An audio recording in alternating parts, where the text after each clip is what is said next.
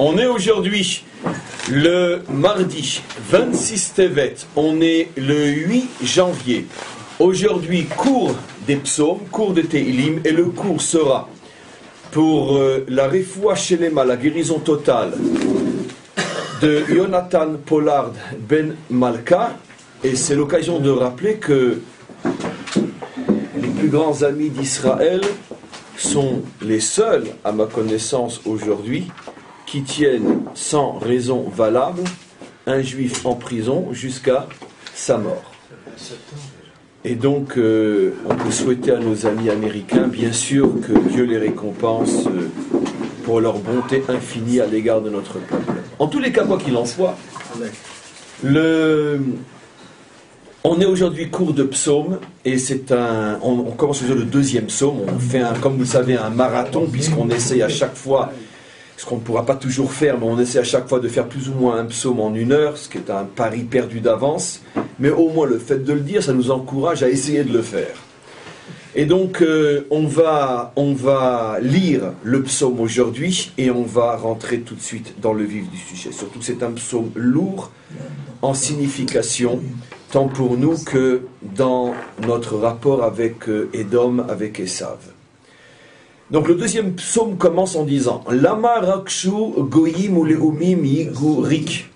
Pourquoi les peuples rakshu sont dans l'effervescence, et pourquoi les umim, et pourquoi les nations yigurek pensent-elles de telle vanité? Et donc quelle est l'effervescence et quelle est la vanité qui habite les peuples? Deuxième verset, Yitiatsevu malche eretz, parce que voici que se dressent tous les dirigeants du monde, Veroznim nosdu yachad, et tous les conseillers se réunissent dans le secret ensemble. Nosdu vient du mot sod, et tous les conseillers des dirigeants se... Rosnim, c'est les conseillers, Nosdu se rassemblent en secret du mot sod, et tous les conseillers des dirigeants se rassemblent dans le plus grand secret, Yachad, pour essayer de s'unir dans un projet contre qui? Je vous laisse deviner contre qui on peut se réunir. Al Hashem, contre Hashem, Ve'al Meshicho, et contre son Messie. Donc, les deux premiers versets nous montrent une situation où il y a une effervescence au niveau des peuples, il y a des pensées appelées ici vaines au niveau des nations, il y a un rassemblement de dirigeants et leurs conseillers dans le plus grand secret pour voir comment peut-on donc s'unir, Yachad, afin de se débarrasser d'Hachem et de son Messie. Et qu'est-ce qu'ils veulent? Pourquoi finalement Hachem et son Messie les dérangent? Parce que voilà comment ils perçoivent Hachem et son Messie. Nenatko et mosrotemo. Il faut absolument que l'on puisse briser ces chaînes, les chaînes de Dieu ou les chaînes du Messie. On est enchaîné avec ces chaînes. Venashlicha mimeno avotemo. Et on jettera, on se débarrassera après avoir donc cassé les chaînes, on va les jeter. Et on jettera donc les chaînes, on jettera ces liens qui nous tenaient emprisonnés. Donc on voit que les nations perçoivent le projet messianique comme étant un enchaînement dont ils veulent se libérer. On continue pour l'instant. Qu'est-ce qui va se passer à ce moment-là? Yoshev Vashamayim Yisrak, celui qui est dans le ciel, se mettra à rire. Ça veut dire quand il va voir tout ce rassemblement des nations contre Hachem et son Messie, à ce moment-là, Hachem va se mettre à rire. Nos maîtres expliquent dans le Talmud, tout au début du traité Avodah Zara, que depuis la destruction du temple, Hachem ne rit plus, parce que c'est vraiment pas drôle. Hachem ne rit plus. La seule fois où il se remettra à rire, c'est au moment justement où se réalisera ce à quoi fait allusion ce psaume, la fameuse guerre de Gog et Magog, où toutes les nations, d'abord préparées dans le plus grand secret, se réunissent finalement pour pouvoir détruire Israël qui est en train de se libérer avec le Messie à sa tête, c'est-à-dire soit le souffle messianique et le retour d'Israël sur sa terre, soit le dévoilement véritablement du Messie, puisque d'après notre tradition, la guerre de Gog et Magog se passera en plusieurs étapes. Les premières étapes seront au moment où Israël revient sur sa terre, rescapé de l'épée selon l'expression de Ézéchiel dans le chapitre 38, et Israël commence à se réinstaller sur sa terre. À ce moment-là, les nations commenceront, selon l'explication du Malbim, chrétiens et musulmans, circoncis et non circoncis, commenceront donc à prendre conseil les uns auprès des autres. Comment peut-on faire pour se débarrasser de ce peuple? Et il y aura quantité d'agressions et de guerres, mais d'après notre tradition, la véritable guerre de Gog et Magog sera au moment où le Messie se dévoilera, au moment où le Mashiach se dévoilera. À ce moment-là, les nations comprendront que si ce n'est pas maintenant, c'est jamais. Elles se réuniront toutes pour attaquer Israël.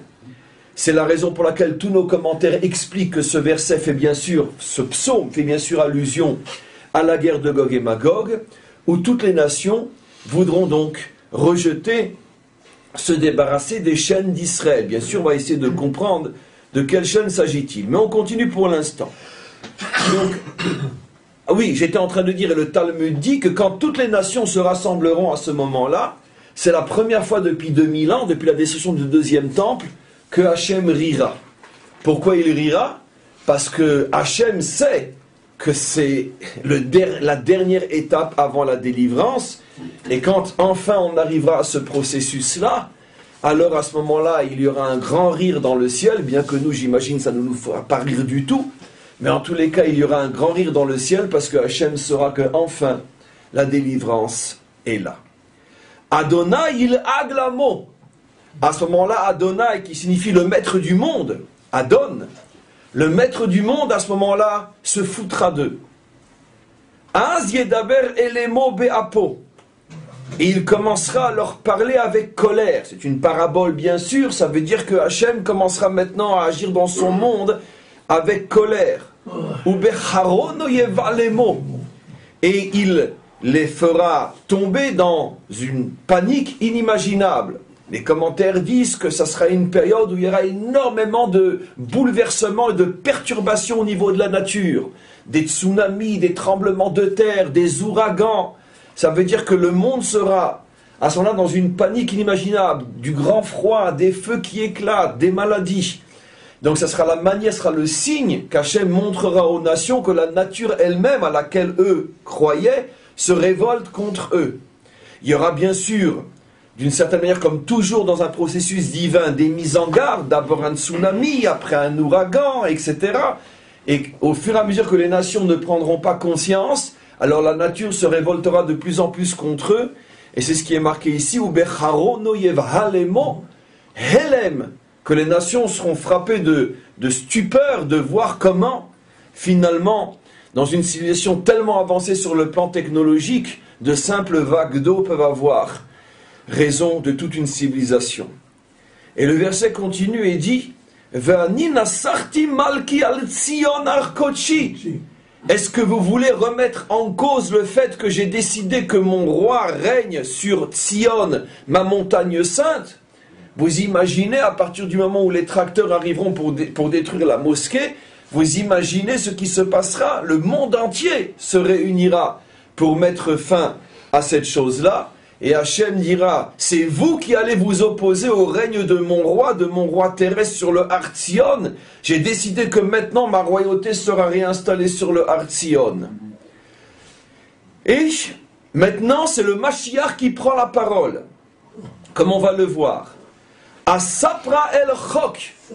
Le Mashiach dit, et moi je parlerai de la loi.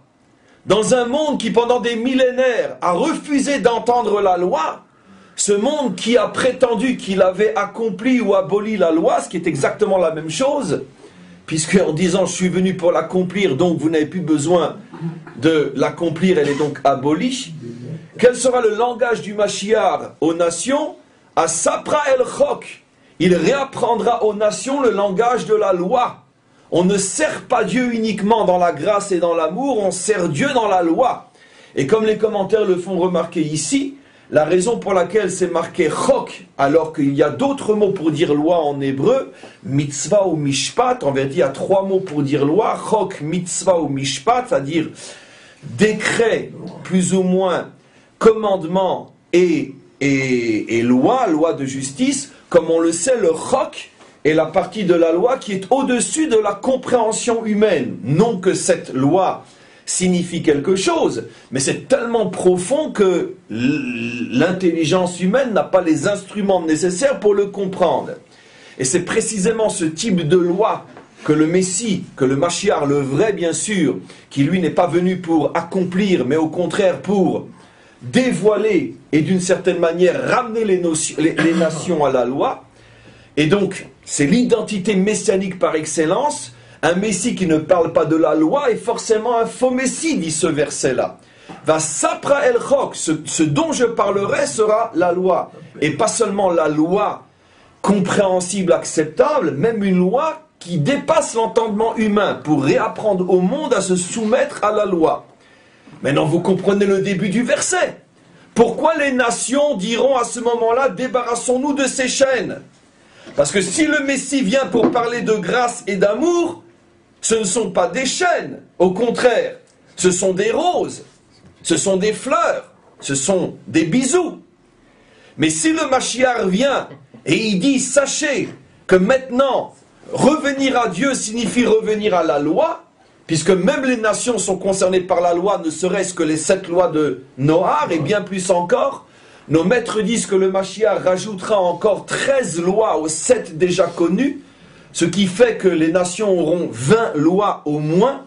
20, c'est la valeur numérique de Keter, pour dire que c'est leur manière à eux de couronner, Keter veut dire couronne, la manière à eux de couronner le maître du monde sera d'accepter les 7 plus les nouvelles 13. 13 est aussi la valeur numérique de Echad, de 1, et c'est pour ça que les nations aussi diront à ce moment-là, Hachem Echad, que Dieu est un, grâce aux 13 mitzvot qu'elles recevront.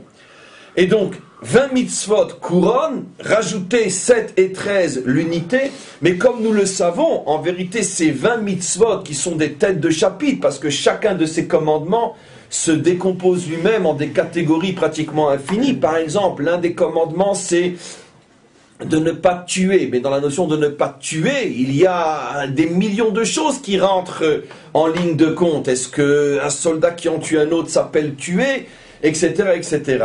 De même, l'interdiction d'être idolâtre. Est-ce que aimer l'argent s'appelle de l'idolâtrie? Est-ce que c'est seulement se prosterner devant une vache, comme en Inde, ou bien ne vivre que pour l'argent, etc. Donc, évidemment, chacune des 20 lois n'est que le titre de catégorie qui comporte elle-même des dizaines, voire même des centaines de lois, ce qui veut dire donc que le Mashiach réapprendra la loi aux nations, il leur fera comprendre qu'on ne peut pas servir Dieu sans loi, et c'est la raison pour laquelle, disent nos commentaires, les nations s'attaqueront au Messie, parce qu'ils ne veulent pas d'un Messie qui parle le langage de la loi, ils veulent un Messie qui parle du langage de la facilité. Tout est accompli, tout est gracié, tout est pardonné, on n'a plus rien à faire. Sauf que tu es des Juifs, bien sûr. Et donc, à Sapra el Chok, je leur parlerai de la loi, Hachem, du maître du monde, Amar Elai, lui qui m'a dit à moi, lui le maître du monde qui m'a dit à moi, béni Ata, tu es mon fils. Le Messie est le fils de Dieu, tout simplement parce que Israël est le fils de Dieu, comme on est en train de le lire en ce moment. Qu'est-ce que Moshe dit à Pharaon? Béni Bechori Israël. Israël est mon fils aîné. Et si tu ne laisses pas sortir mon fils, je tuerai Va'anochi herog et bincha. Je tuerai ton fils. Donc non seulement Israël est appelé le fils de Dieu, mais la quintessence d'Israël, qui est le roi d'Israël, et parmi les rois d'Israël, la quintessence de la quintessence qui est le Messie, lui-même est appelé le fils de Dieu. D'où sait-on que les rois d'Israël sont appelés fils de Dieu? On l'a lu il n'y a pas tellement longtemps dans le cours sur le roi David. Qu'est-ce que Hachem dit à David au sujet de son fils qui construira le temple? C'est un verset que tout le monde peut voir dans Shmuel, 17e chapitre du 2e livre et le 13e verset. 17e chapitre, 2e livre, 13e verset. Qu'est-ce que dit Dieu à David au sujet du roi Salomon? Ani eyelo lehav, je serai son père, vehu yeli leben, et il sera mon fils. Vous savez, j'imagine, et pour ceux qui ne le savent pas, apprenez-le, que des milliers de juifs, et en particulier de rabbins juifs, sont morts torturés ou montés sur le bûcher lors de disputations avec les prêtres et le clergé sur ce psaume-là. Ce psaume-là fait partie de l'un des textes fondamentaux du mensonge du Fils de Dieu. Et à chaque fois qu'on demandait à un juif, alors qu'est-ce que vous expliquez? Vous voyez bien que le Messie dit qu'il est le Fils de Dieu. Le rabbin savait qu'il n'avait que deux possibilités: ou dire la vérité et être tout de suite supplicié et tué. Dire la vérité, c'est en vérité une vérité d'un enfant, puisque tout celui qui ouvre la Torah voit que constamment le peuple juif ou les rois d'Israël sont appelés les fils de Dieu.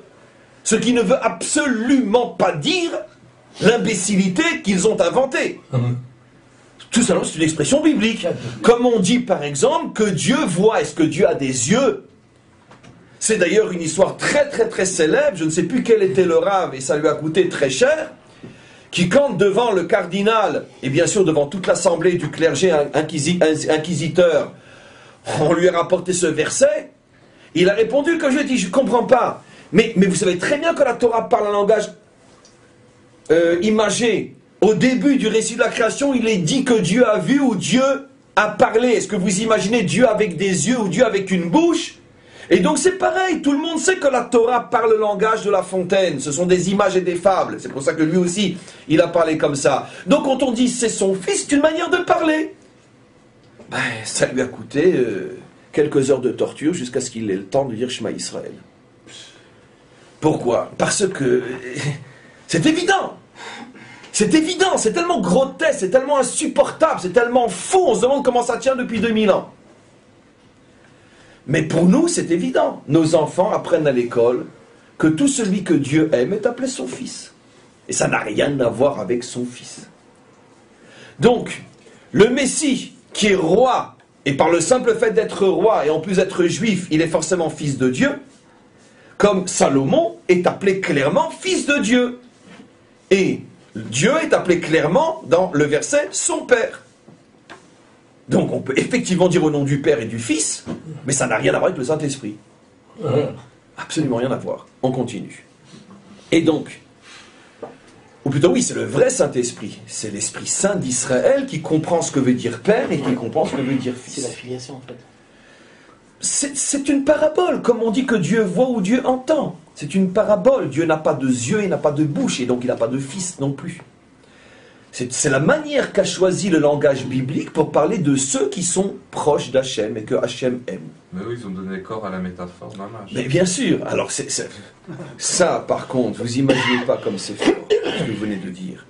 Ça veut dire qu'en vérité, la religion qui se veut la religion de l'esprit, l'esprit libère, la lettre tue, et la religion qui a le plus lettré la Torah, parce que ce sont des illettrés, ils ne connaissent pas l'hébreu.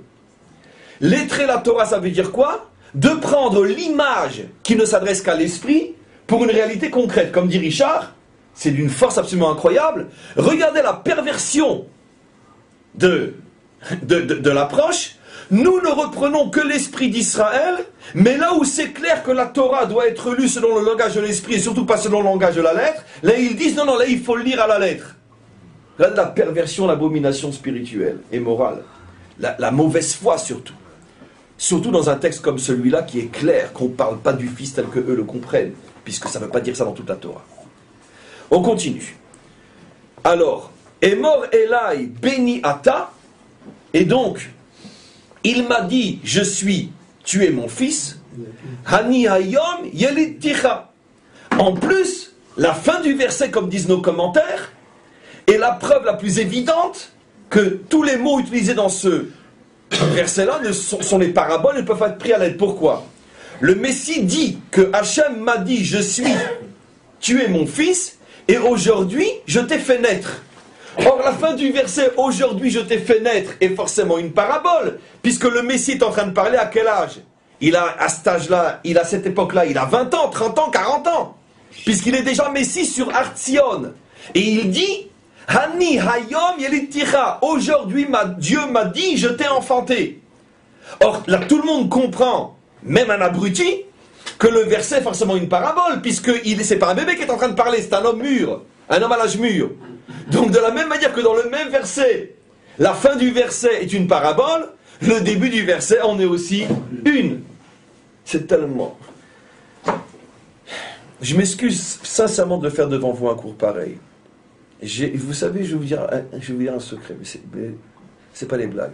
J'avais l'intention aujourd'hui de dire on fait pas cours, on fait cours de Talmud. Je ne sais pas comment faire avec cette chose-là. Pourquoi? Parce que si je l'explique tel qu'il faut l'expliquer, vous allez vous embêter à mourir. Parce que pour nous, c'est tellement évident ce que je suis en train de dire.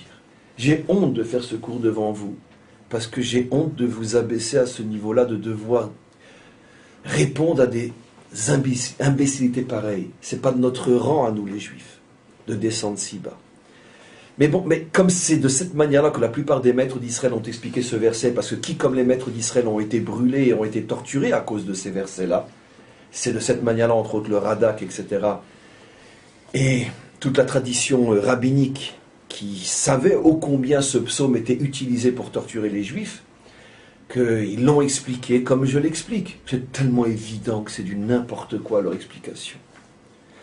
Mais donc je m'excuse de faire ce cours devant vous, car, encore une fois, c'est tellement nul que c'est dommage pour l'heure qu'on y consacre. Mais on continue un petit peu. Donc, Ani Ayom Yelid Ticha, le Messie qui a 40 ans, dit « Aujourd'hui, Dieu vient de me dire qu'il m'a enfanté. » Et les commentaires expliquent c'est quoi la parabole. Ça veut dire qu'il s'agit ici du moment où le Messie va recevoir véritablement les forces de la délivrance, puisque c'est de ce dont parle tout ce verset, que les nations se réunissent pour détruire Israël et le Messie qui s'est dévoilé sur le Har-Tzion.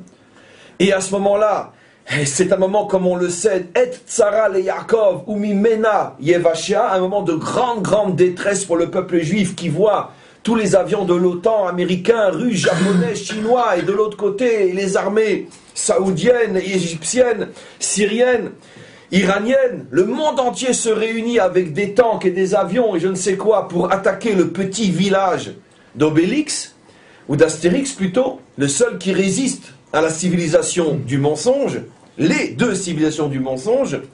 À ce moment-là, ce sera un moment de panique inimaginable. Et quand le Mashiach va sentir qu'il reçoit maintenant les forces de la délivrance véritablement, c'est là qu'il dit « Hani ayom yelid ticha » aujourd'hui tu m'as fait naître. Ça veut dire qu'aujourd'hui, à partir d'aujourd'hui, c'est dans ce contexte-là qu'il faut comprendre ce psaume. À partir d'aujourd'hui, il va y avoir un renversement, comme on le sait. Nos maîtres nous ont prévenus de ce qui s'est passé. Finalement, l'islam et le monde chrétien, le mauvais monde chrétien, le mauvais islam, parce qu'ils ne sont pas tous comme ça grâce à Dieu, vont se réunir pour détruire Israël. Et le Malbim, il y a déjà 200 ans, nous a dit ce qui allait se passer. Finalement, cette union sera impossible. Et quand les deux armées vont se retrouver ensemble pour nous attaquer, il va y avoir de tels problèmes qui vont naître entre eux qu'au lieu de nous tirer ensemble dessus, ils vont se tirer les uns sur les autres. Et ils vont tous s'écrouler aux portes de Jérusalem. Amen. Vechen Yiratson. En tous les cas, c'est ce qui va se passer. Mais jusqu'à ce qu'on le voit de nos propres yeux, vous imaginez que ça va être très dur, c'est évident. Et donc on continue. Le Messie continue à dire ce que Dieu lui a demandé. Ce que Dieu lui a dit. Ce fameux jour où il prend véritablement ses fonctions de Messie libérateur. Chez Al-Mimeni, Dieu m'a dit aujourd'hui, demande-moi ce que tu veux, Vetna, je te le donnerai. Qu'est-ce que tu veux? Goïm nachalatecha, tu veux hériter des peuples, dans le sens guerrier, tu veux les vaincre. Vachuzatra avse aretz, tu veux que ton pouvoir s'étende jusqu'au fin fond de la terre. Tout ça, je te le donne. Pourquoi? Puisque tous les peuples viennent attaquer Jérusalem, et il n'y a pas un endroit dans le monde qui reste, on pourrait dire, neutre et sans prendre parti. Automatiquement, Hachem dit au Mashiach, sache que tout ce que tu me demandes, tu l'auras, et finalement la victoire et ton pouvoir s'étendra sur un bout à l'autre du monde. Et donc, vous allez voir que ce que le Mashiach, à ce moment-là, va faire aux nations, n'a rien à voir avec un geste d'amour et de grâce, bien au contraire. Teroem beshevet barzel, Dieu dira au Messie, frappe-les avec un bâton de fer.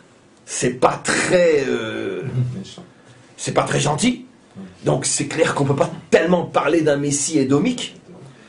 Je ne sais pas comment ils font avec un verset pareil, parce que c'est pas tellement l'image qu'on a de leur Messie. Quelqu'un qui viendrait au nom d'une parole qu'il aurait reçue de ce Dieu de l'amour, frappe-les avec un bâton de fer. C'est tellement évident, je ne sais pas comment ils font. Bon, bref. Pour nous, juifs, c'est très clair. Parce que nous, on n'est pas la religion de l'amour. Pas du tout. On est oui quand il faut et non quand il ne le faut pas. Bon, le problème, c'est qu'on est esquinté depuis 2000 ans et qu'on aime nos ennemis et qu'on haït nos amis. Mais bon, ça, c'est c'est les maladies de l'exil. Nos sens sont complètement faussés. Mais ici, on parle à l'époque messianique. Donc, dans l'esprit messianique, dire frappe tes ennemis, il n'y a rien de plus juif que ça. Et il faut le dire avec fierté.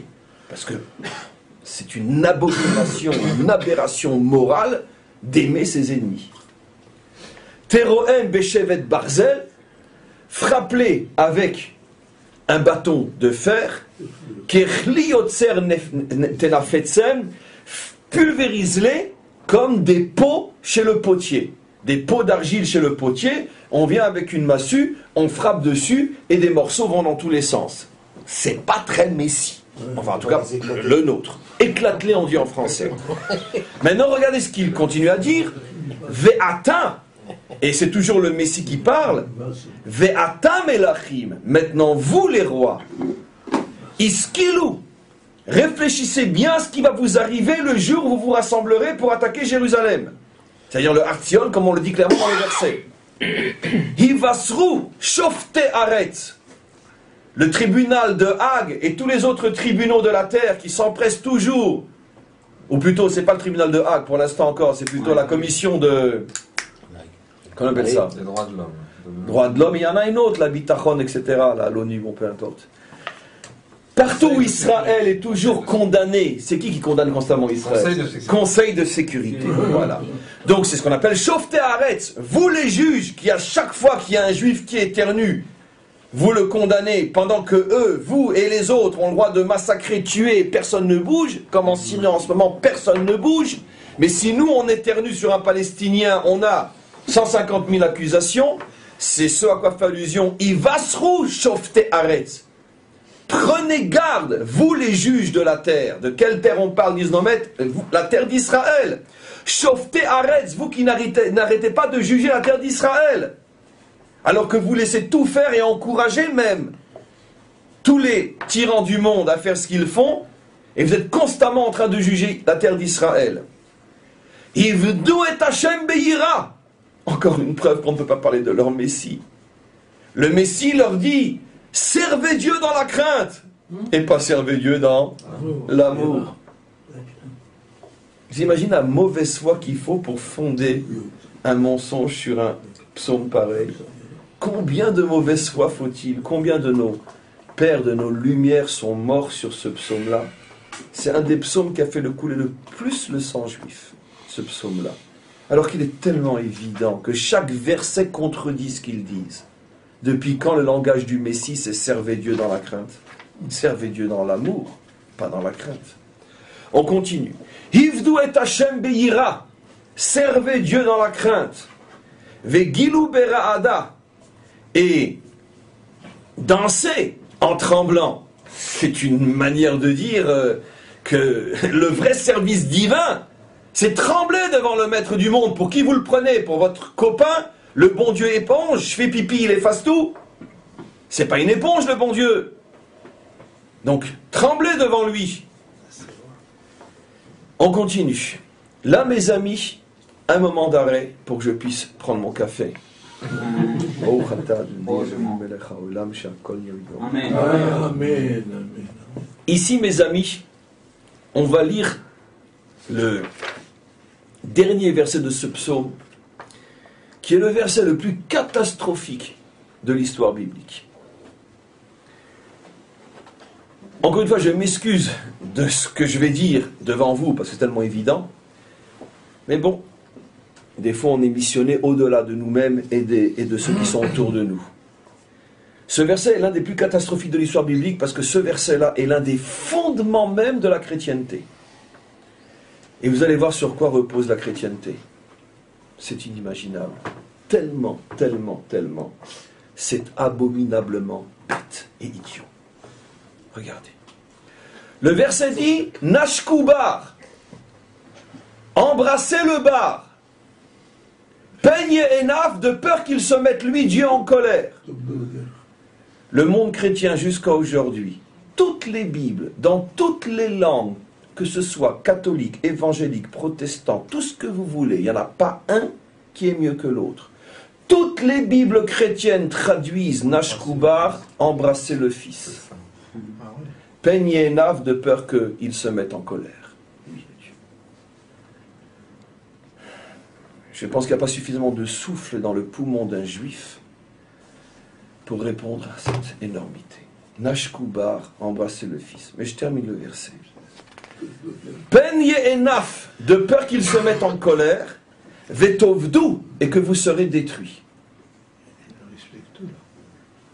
Tovdu derer, et que votre chemin soit détruit. Ki yivaar ki mat apo, très vite sa colère s'enflammera contre vous qui n'embrassez pas le bar. Et le verset termine, et le psaume termine en disant Ashre kol chosebo, heureux ou bonheur à celui qui place sa confiance en lui. Nashku bar, c'est de la folie.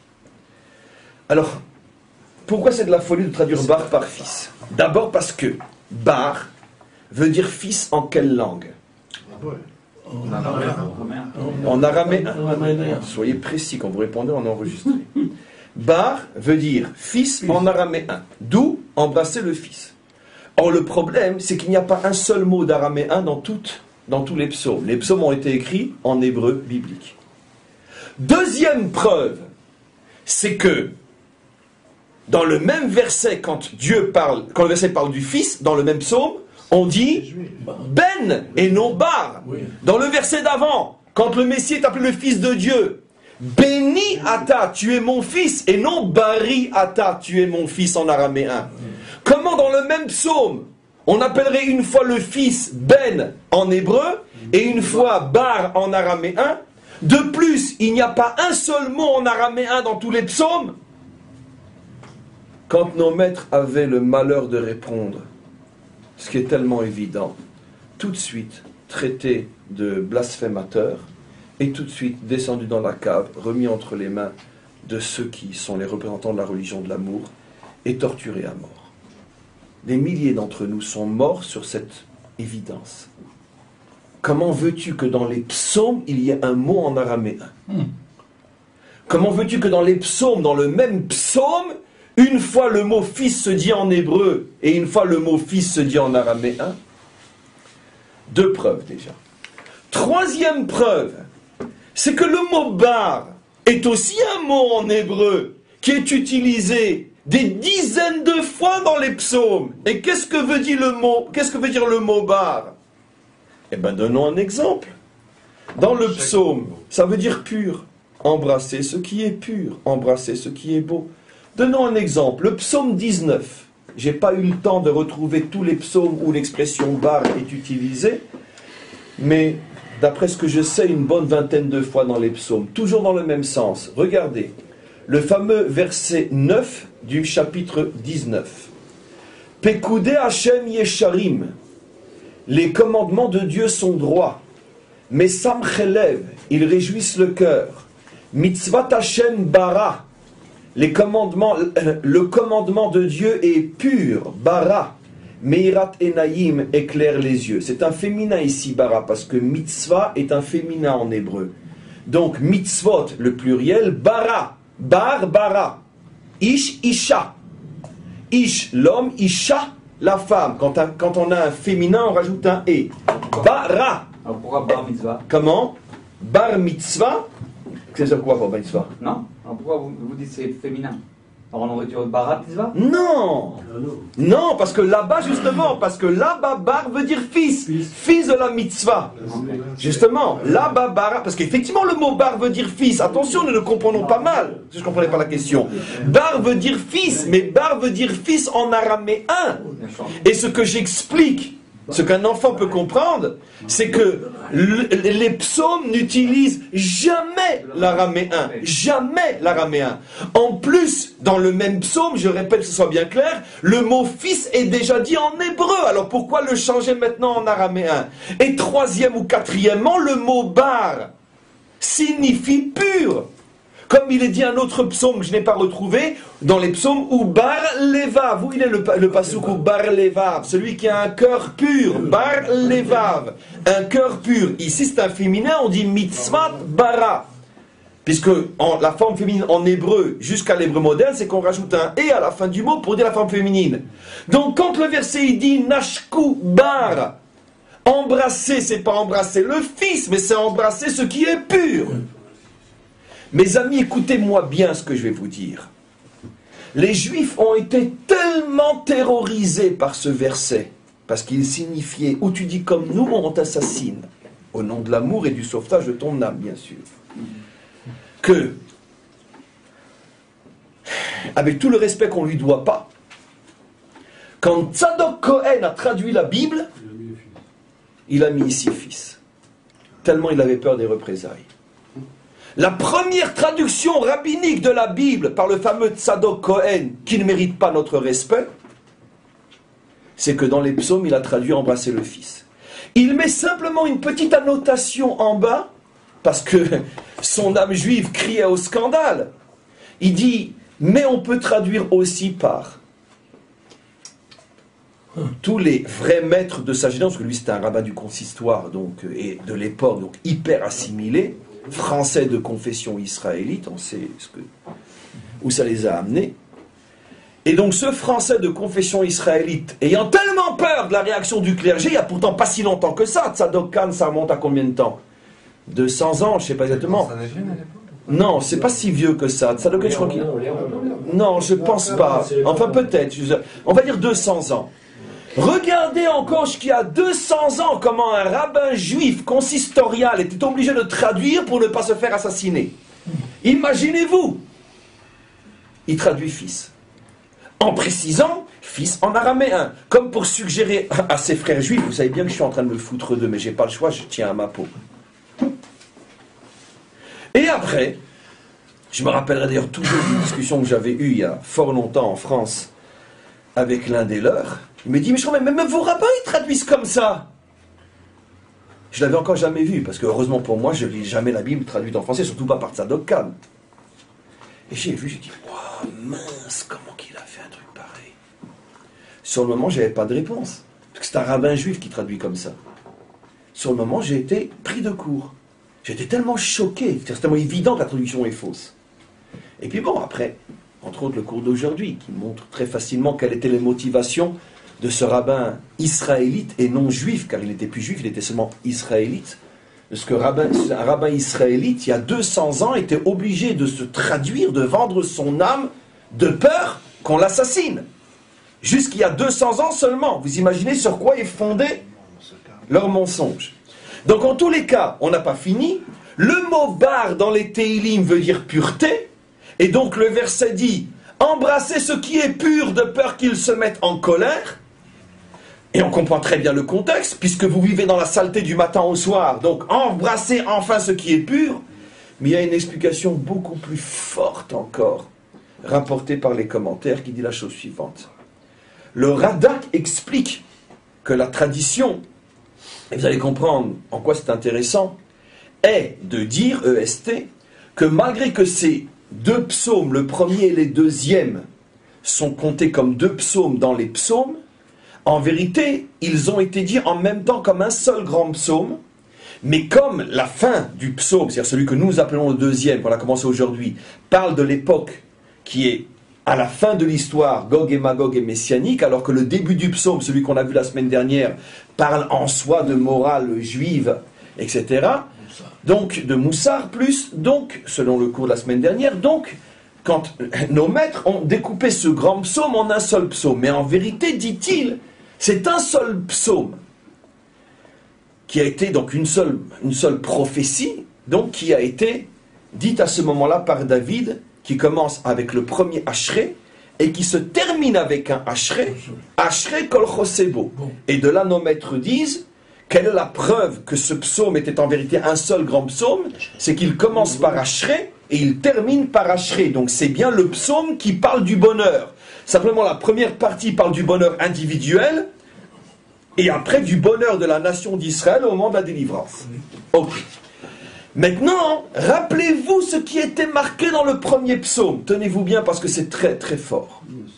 Dans le premier psaume, qui est en vérité le début de ce grand psaume, on avait comparé les Réchaïm aux mots et les Tzadikim au blé.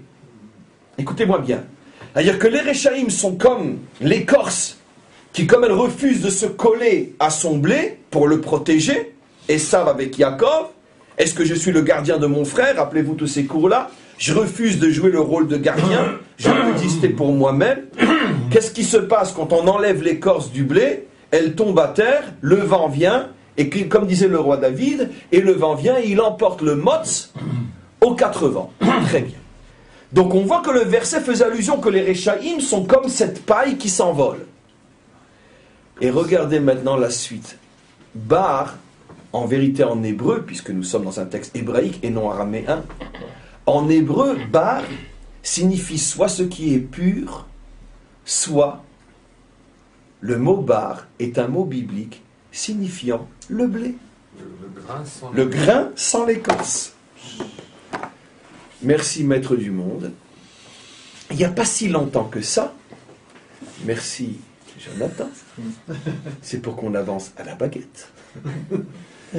Et donc, il n'y a pas si longtemps que ça, lorsque les frères de Yosef descendent en Égypte pour aller y chercher à manger, chapitre 42 du premier livre de la Torah, 3e verset.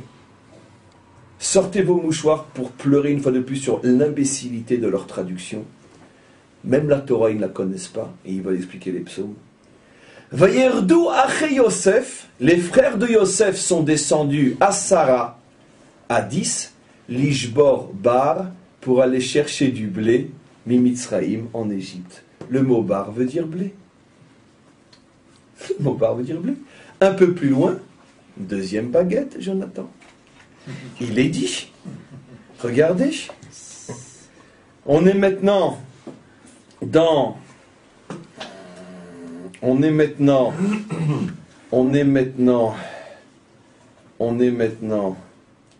Allez, Chaim, pas vite en direct. On est maintenant... Il a trouvé. Le verset 25, toujours du chapitre 42, Vaïtsav Yosef, Yosef ordonna à ses serviteurs, Vaïmalou et Kléhem, de remplir les sacs de ses frères, bar de blé. Le mot bar veut dire le blé sans son écorce, en hébreu biblique. Nashku bar signifie dans le contexte de ce psaume qui au début parlait de l'écorce qui n'est que du mot, le Messie dit aux nations, embrassez le blé et cessez d'embrasser l'écorce. Faites le bon choix. C'est tellement évident. Nos enfants de 6 ans le savent. Et nos pères sont morts sur le bûcher pour ne pas contredire les représentants de Satan sur terre. Voilà. 2000 ans de souffrance pour des évidences. Voilà comment toute une religion repose sur du vent, sur une infamie, sur une mauvaise foi, et tout simplement sur un illettrisme total de la langue juive. C'est inimaginable. Et eux sont le nouvel Israël. C'est incroyable. De quoi avons-nous souffert pendant 2000 ans? Si au moins on avait souffert des mains de gens qui avaient quelque chose à dire et à vendre. Vérité contre vérité. Mais nous sommes morts sur l'autel du vent, du rien. Le livret est emporté par le vent. Livré, c'est l'écorce. C'est l'écorce. C'est emporté par le vent. Bien sûr, autant on emporte le vent. Absolument. Nashkoubar signifie arrêtez de faire le choix de l'écorce, faites le choix du blé. Attachez-vous à Israël, il n'y a qu'un seul et unique Israël, c'est nous les Juifs jusqu'à aujourd'hui. Faites le choix d'Israël du vrai. Voilà ce que dit le verset. Donc en tous les cas, après tous ces cris à la mémoire de tous nos pères et nos maîtres assassinés pour ce psaume, et il y en a d'autres, combien d'autres endroits dans la Torah qui jusqu'à aujourd'hui sont la matrice du mensonge, mais on y arrivera aussi. Chaque chose en son temps. Finalement, faisons maintenant un résumé pour nous les Juifs et fermons la lucarne sur les autres. Nos maîtres font remarquer quelque chose d'absolument extraordinaire. Maintenant, je reparle à des Juifs. Que ce grand psaume, qui est coupé en deux, mais qui est en vérité un grand psaume, commence par Ashré et termine par Ashré. Mais avec une différence, c'est qu'au début, écoutez bien, parce que l'enseignement qui va terminer le cours est fabuleux. On avait commencé ce grand psaume en disant Ashré Aish, Asher lo alach be'atzat reshaim ou bederech chataim lo amal. On avait dit le vrai bonheur de l'homme, on s'adresse à l'individu, alors que toute la fin du psaume c'est à la nation, comme on le voit. On s'adresse à l'individu et on dit tu veux trouver le bonheur, alors n'écoute pas les conseils d'eux, etc. Ce qui veut dire que au niveau individuel, le bonheur ne peut être atteint, le vrai bonheur, que si toi-même, tu fais un effort réel avec ta propre personne pour te débarrasser de tout ce qui t'éloigne du bonheur, les Rechaim, les Chataim, les Letzim. Mais chez Lo Alar, chez Lo Amad, chez Lo Yashav, il y a une action. Les commentaires font remarquer que quand on en arrive maintenant au bonheur collectif, le deuxième psaume, qui est la fin du grand, on termine en disant Ashré Kol.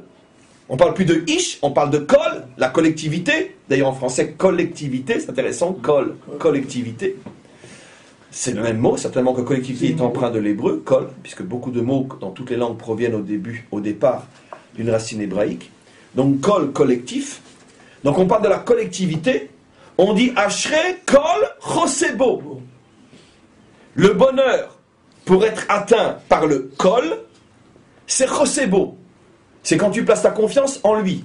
Mais la traduction n'est pas bonne, parce que placer sa confiance en lui, vous savez qu'en hébreu le mot confiance peut se dire Emuna, Bitachon ou Chisayon. Et le mot Chosé d'ailleurs, c'est l'un des mots concernant le rapport à Dieu qui est l'un des plus utilisés par David dans les psaumes, bien que le mot Emuna et Bitachon aussi, mais si je ne me trompe pas, Chosé plus encore. La différence entre que signifie Chosé, c'est que je me mets sous sa protection. Ça veut dire d'une certaine manière une sorte d'annulation devant le protecteur. Ce qui est très intéressant. Nos commentaires font remarquer, quand on parle du bonheur individuel, on appelle à l'action, et quand on parle du bonheur collectif, c'est le bitoul. L'annulation se placer sous la protection de Dieu. Ce qui veut dire que quoi?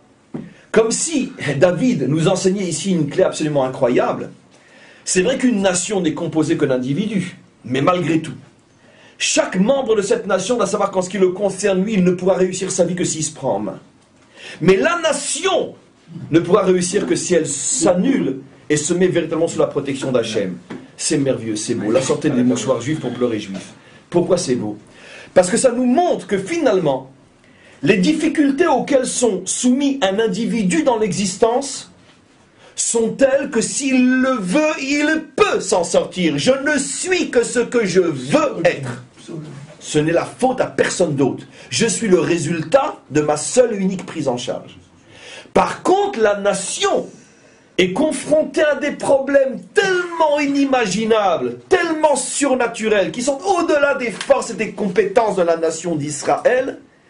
Et là, la seule réponse qu'on a, c'est revenez à Hachem et placez-vous sous ses ailes. Parce que aucune nation ne peut faire face à de tels problèmes par elle-même. Ça veut dire que David fait allusion au fait que les problèmes que nous aurons en tant que nation, et on en est, comme dans toutes les générations, malheureusement, encore une fois, les témoins aujourd'hui, les problèmes que nous avons en tant que nation sont tels que ni la Knesset, ni Tsahal, ni personne ne pourra nous en sortir à eux seuls s'il n'y a pas véritablement le Chisayon, se mettre en tant que nation sous la véritable protection d'Hachem. Sous ses ailes, comme on dit en français. Et donc ça, c'est aussi une indication absolument incroyable. Et c'est pour ça que ce psaume messianique, finalement, termine par la promesse messianique.